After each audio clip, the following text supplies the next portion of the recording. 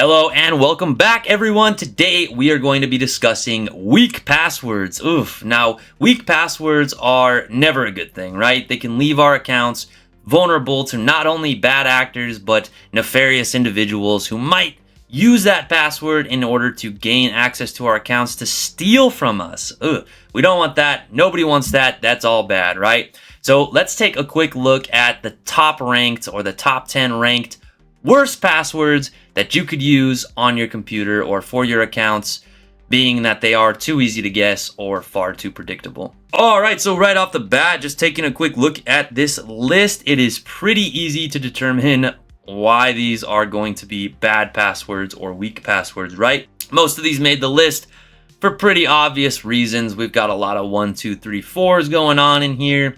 We've got the actual word password, which is nuts.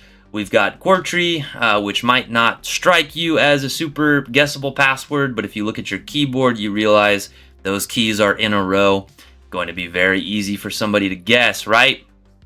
But not just these passwords are weak or easy to guess. We need to make sure that when we create passwords, we avoid using key phrases that could be easy to guess. So we want to try to create passwords that are very unique. I personally don't ever use phrases. I don't use words in my passwords. I use a combination of letters, numbers, and symbols in a very random string.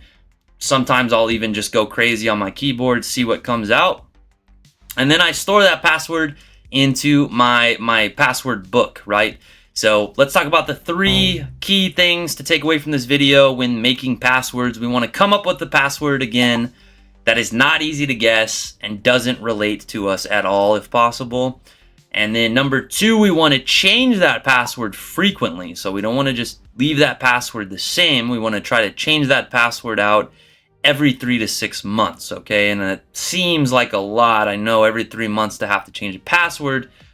That could get a little irritating, but your safety and your security should be number 1. So the inconvenience of having to reset your password every 3 to 6 months should not be a big deal if you really care about your online security, okay? And number 3, we want to store that password someplace safe, okay? And I don't always mean a password manager for that, as we've talked about in the past. Password managers can be breached just the same as your browser password manager can. So can a third-party password manager. So you could go with the old school method that I like, just writing it into a book. But no matter what, if you have to use a password manager, just make sure that you're using a safe one and that you are updating those passwords and storing the most recent, and again, changing them on a frequent basis, okay? If you do that, it'll help you stay a little safer online. If you're having trouble with passwords or anything to do with passwords on your computer or your technology, reach out to the number at the beginning, end, or down in the description of this video. I'll be happy to help. And while you're down there, please hit that like and subscribe and share the video, and we'll see you on the next one.